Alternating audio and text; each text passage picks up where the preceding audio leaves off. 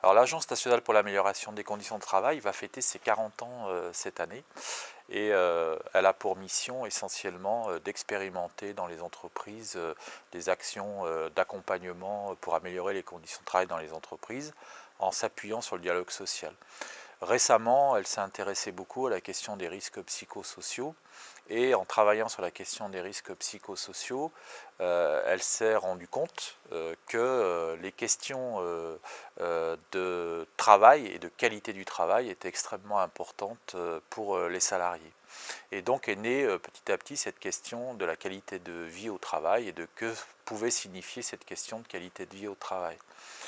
Pour l'ANAC, la qualité de vie au travail, ce n'est pas uniquement des questions de conciliation de temps personnel et de temps professionnel, ce n'est pas uniquement des questions de mise à disposition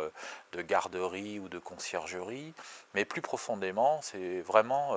quelles sont les conditions qui permettent aux salariés de remplir et de réaliser un travail de qualité. Cette question de la qualité du travail est pour l'ANAC une question centrale pour la qualité de vie au travail et elle est essentiellement sous-tendue par une bonne organisation du travail.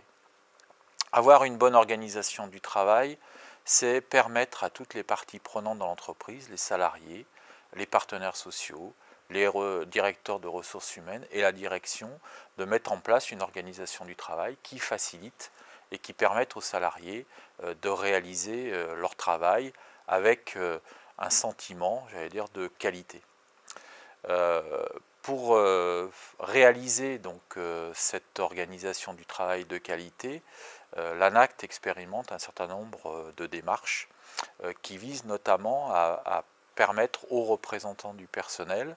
et aux salariés de pouvoir s'exprimer sur leur travail. Ce qui fait pour partie que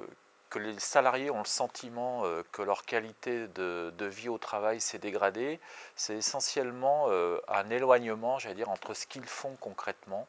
réellement, et puis ce qu'ils ressentent de la stratégie de l'entreprise. C'est-à-dire qu'on a de plus en plus un écart important entre les orientations que donne le top management d'une entreprise et les conditions concrètes de réalisation du travail.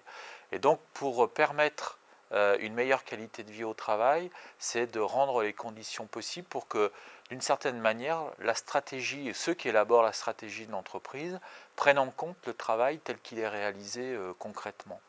Et en particulier, un des rôles importants pour que cette conciliation puisse se faire, c'est le rôle du management et notamment du management intermédiaire.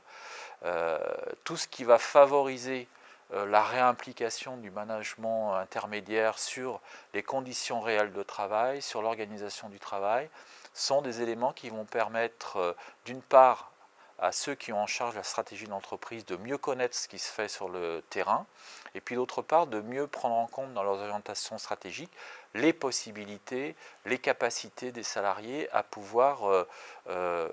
intégrer ces orientations et pouvoir intégrer dans leur travail quotidien ces orientations.